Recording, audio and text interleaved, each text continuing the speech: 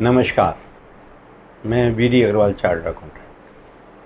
आज हम चर्चा करेंगे इनकम टैक्स के प्रावधान सेक्शन 60 टू 64।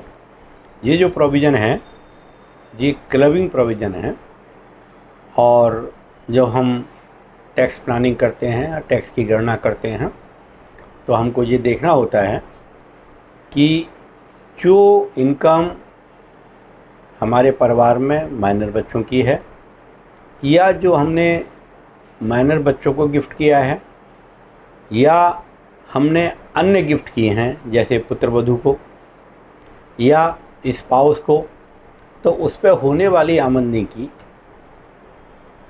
क्या व्यवस्था है, वो किसकी आय में जुड़ेगी, उसमें टैक्स किस तरह से लगेगा। तो ये सेक्शन 60 टू 64 में इस पर प्रावधान किए हैं। तो सेक्शन 60 कहता है all income arising to any person by virtue of a transfer whether recoverable और not and whether effected before or after the commencement of this act shall, where there is no transfer of the assets from which the income arises, be chargeable to income tax as the income of the transferor and shall be included in his total income। यदि आपने कोई भी property किसी भी को transfer की है, कोई प्रॉपर्टी ट्रांसफ़र की है आपने, तो किसको ट्रांसफ़र की है, नंबर 1। नंबर 2, यदि आपने कोई प्रॉपर्टी ट्रांसफ़र नहीं की और केवल उसकी इनकम ट्रांसफ़र की है तो उसकी क्या व्यवस्था है।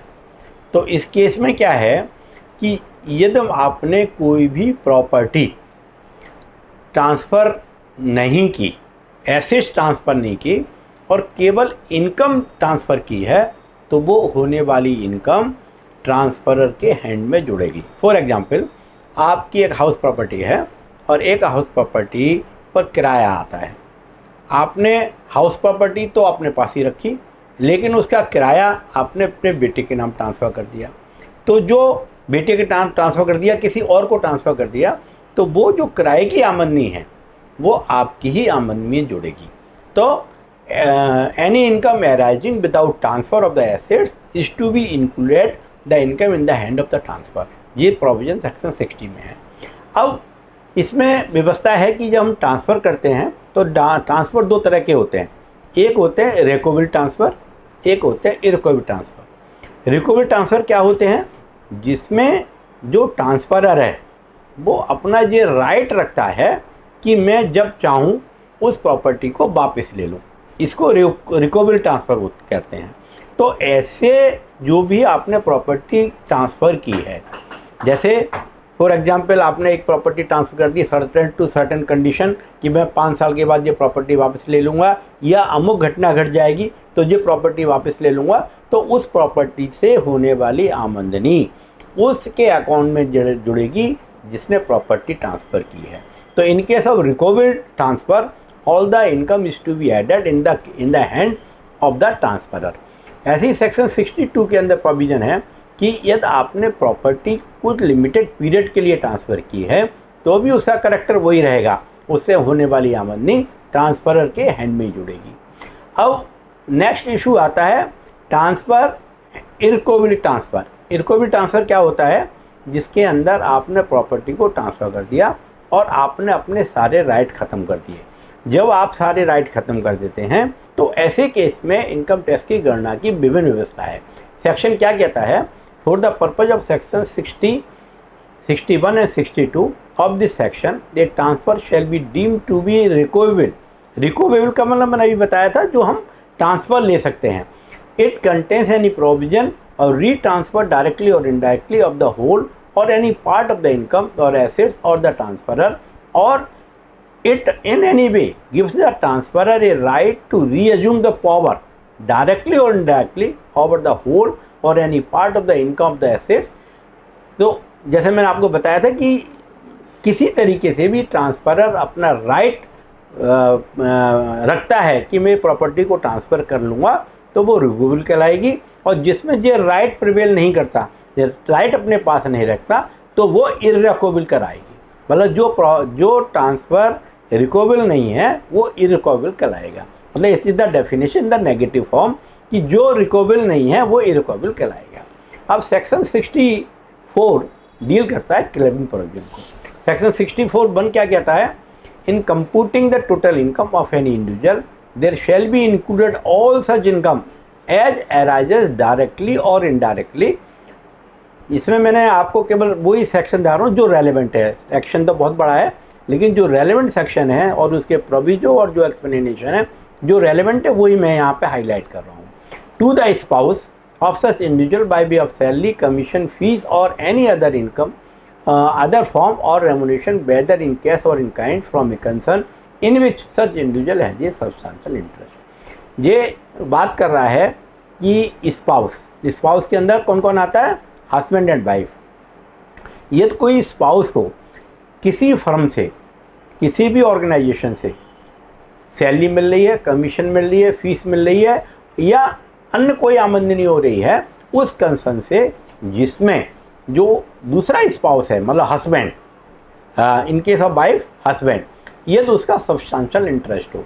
जैसे एक फर्म है, आप पार्टनर हैं जिसमें आपका 50% शेयर है और आपकी वाइफ को आप वहाँ से सैलरी दे रहे हैं, तो इसमें आपका सब्सटेंशियल इंटरेस्ट है और आपको वाइफ को जो सैलरी मिल रही है वो आपकी इनकम में जुड़ेगी।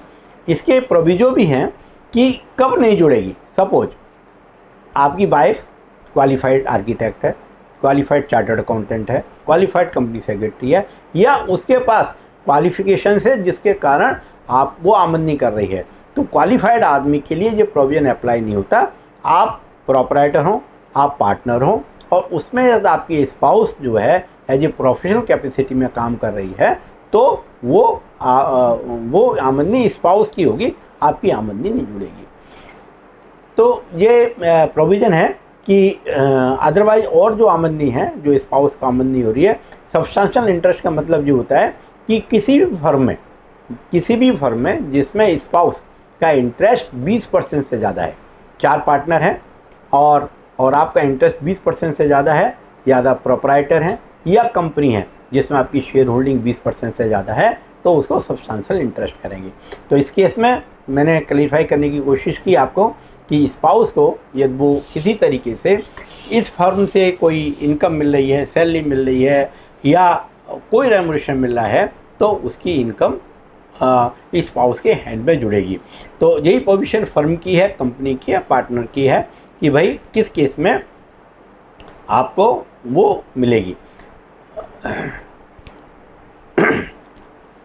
अब सब सेक्शन 4 कहता है कि जब हस्बैंड एंड वाइफ हैं, स्पाउस हैं और उनका आपस में अलग अलग रहने लगे, डाइवोर्स हो गया या कोई ऐसी व्यवस्था बन गई कि वो साथ नहीं रह रहे, तो इस केस के अंदर वो इनकम नहीं जुड़ेगी।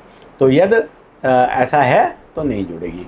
दूसरा, यदि आपने अपने स्पाउस को कोई गिफ्ट किया है, और गिफ्ट का मतलब होता है विदाउट कंसिडरेशन, यदि आपने 10 लाख रुपए की एफडीआर अपने फंड से बनाई और अपने वाइफ को दे दी, तो ये गिफ्ट हुए अपने वाइफ को, तो उस 10 लाख की एफडीआर पर होने वाली आमदनी आपकी आमदनी में जुड़ेगी। इसी तरीके से आपने अपनी बहू को, पुत्र बहू को, डॉटर इन लॉ को अपनी आमदनी से गिफ्ट कर दिया विदाउट एडुकेट कंसिडरेशन, तो आपकी जो पुत्र बहू को होने वाली आमदनी है वो आपकी आमदनी होगी।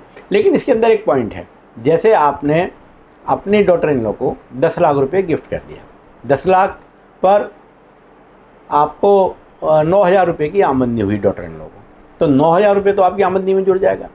लेकिन वो 9,000 से डॉटर इन लॉ ने दूसरी नई एफडीआर बना ली और उस पर 900 रुपये की आमदनी हुई, तो वो 900 रुपये आमदनी आपकी डॉटर इन लॉ की होगी, आपकी आमदनी नहीं होगी। ऐसे ही माइनर के केस में यदि जो माइनर है यदि उसकी आमदनी उसकी इस स्किल से हुई है, जैसे आजकल टीवी सीरियल आ रहे हैं, कोई पजल्स आ रहे हैं या किसी उसको अवार्ड मिलता है, तो तो वो जो आमदनी है वो माइनर बच्चे की होगी, आपकी आमदनी में नहीं जुड़ेगी। तो जो भी आमदनी उसको अपनी स्किल से पैदा कर रहा है वो उसकी आमदनी होगी। इसी तरीके से आमदनी के ऊपर आमदनी है, जैसे मैंने बताया ना कि जैसे उसने एफडीआर ली और एफडीआर पर उसको 9,000 रुपये की ब्याज मिल गई, 9,000 की अलग एफडीआर ले ली और उस पर 900 रुपये ब्याज होगी, उस वो आमदनी आपकी आमदनी में जुड़ेगी और उसकी इंडिविजुअल आमदनी होगी। ऐसे ही बच्चों का कि आमदनी के ऊपर जो आमदनी है वो आपकी आमदनी में नहीं जुड़ेगी। इस तरीके से ये क्लबिंग प्रोविज़न बड़ा क्लियर है और इसमें जो भी व्यवस्था है वो बेसिक पर्पज़ क्या है इस सेक्शन का, बेसिक पर्पज़ ये है कि हर आदमी ये चाहता है कि मैं कम से कम टैक्स दूं और वो अपनी प्लानिंग इस तरीके से करता है कि कम टैक्स देने के लिए मैं अपनी एसेट्स अपने नियर एंड डियर को दे दूं। तो इस तरीके से उसकी आमदनी कम हो जाएगी, उसका टैक्स स्लैब कम हो जाएगा और जो माइनर बच्चा है या जो नियर एंड डियर है वो टैक्स स्लैब में नहीं आ रहा या उसका स्लैब कम है तो उसको कम टैक्स लगेगा। तो इसलिए जो है ये प्रोविज़न यहाँ अप्लाई है। अभी जो बजट आया है, बिल आया है, बिल के अंदर ये प्रोविज़न किया गया है कि पहले जो प्रोविज़न था कि स्पाउस के केस में उसको टेक्निकल क्वालिफिकेशन की ज़रूरत थी, लेकिन अब यदि उसको नॉलेज है, एक्सपीरियंस है और क्वालिफिकेशन है तो भी क्लबिंग प्रोविज़न अप्लाई नहीं होंगे। मतलब अब चार्टर्ड अकाउंटेंट होना ज़रूरी नहीं है, लेकिन उसको 10 साल का अकाउंट्स का तजुर्बा है तो भी वो क्वालिफाई हो जाएगी, वो अजम्पशन उसमें मिल जाएगी। लेकिन it is a case of the controversy. Department will try कि भाई जो स्पाउस है वो क्वालिफाइड नहीं है या उसको एडुकेट एक्सपीरियंस नहीं है, तो to establish it is again a difficult job. तो हालांकि ये प्रोविज़न किया हुआ है, अच्छा है, लेकिन it will make it A litigation. इसी तरीके से जो मैंने आपको एक्सप्लेन करने की कोशिश की है कि किस केस में क्या व्यवस्था बनेगी, कब इनकम जुड़ेगी, कभी नहीं जुड़ेगी। अब सेक्शन 64(1)(a) प्रोविज़न करता है अजम्पशन फ्रॉम इंक्लूजन, कब आपकी इनकम नहीं जुड़ेगी। ये बड़ा स्पेसिफिक है। In computing the total income of an individual, there shall be included all such income or arises accrues to his minor child, not being a minor child suffering from disability of the nature specified in section 80(u), provided nothing contained in this section shall apply in respect of such income as arises or accrues to the minor on account of any manual work done by him।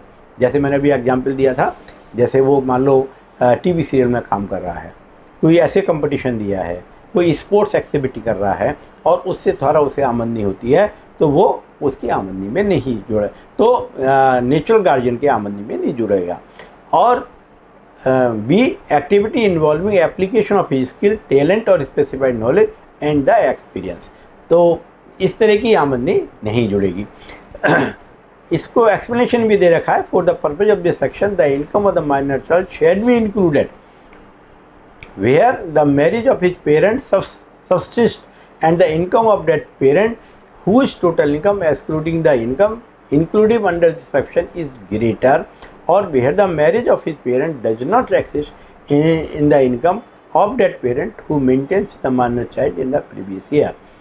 मतलब husband wife है और उनका आपस में झगड़ा हो गया, diverse हो गया, मैरिजेबल स्टेज नहीं रही, तो जो बच्चा है, जो बच्चा जिसके साथ रह रहा है और उसके लिए जो प्रोविज़न है कि भी किसके हैंड में इनकम जुड़ेगी, तो इसमें प्रोविज़न ये है कि जिसकी इनकम ज़्यादा होगी उसके हैंड में वो माइनर बच्चे की आमदनी जुड़ेगी। अब जब हस्बैंड और वाइफ अलग अलग हो गए तो ये ख़त्म हो गया। इसके अंदर ये देखना होगा कि माइनर बच्चा ये फादर के साथ रह रहा है और उसकी इनकम पहले से ही अपने स्पाउस से ज़्यादा है तो वो इनकम जुड़ती रहेगी, अदरवाइज़ वो वहाँ से इनकम ख़त्म हो जाएगी। इसी तरीके से अदरवाइज है जो मैंने बताने की कोशिश की है। ऐसे ही मैंने बताया आपको इन case of divorce husband and wife का, तो स्पाउस की इनकम एक दूसरे में नहीं जुड़ेगी। तो ये बहुत छोटा सा सेक्शन है, ये टैक्स प्लानिंग के लिए इम्पोर्टेंट है। जब हम टैक्स प्लान करें तो हमें कब गिफ्ट करनी चाहिए, हमको टैक्स का कैसे फ़ायदा हो सकता है, ये सब लीगल तरीके हैं। मैं जो आपको जो सजेस्ट कर रहा हूँ वो जो कर रहा हूँ जो लॉ में परमिटेड है, कोई ऐसी चीज़ नहीं है जो लॉ में परमिट ना हो, और लॉ के मुताबिक यदि हम करेंगे तो that is a legal tax saving, it is not a evasion of the tax. Evasion of the tax is a crime, but saving of the tax is not a crime, it is my lawful right and we should avail this facility. मैं समझता हूँ ये एक छोटा सा section है जो clubbing provision के लिए बहुत सारी चीज़ें मैंने क्लियर करने की कोशिश की हैं। आपको क्लियर होगा। यदि आप मुझसे कुछ पूछना चाहते हैं तो मैं आपको इसका जवाब दे पाऊँगा। आप मेरे मोबाइल पर फ़ोन कर सकते हैं, मेरे ईमेल आईडी पर क्वेरी डाल सकते हैं। धन्यवाद।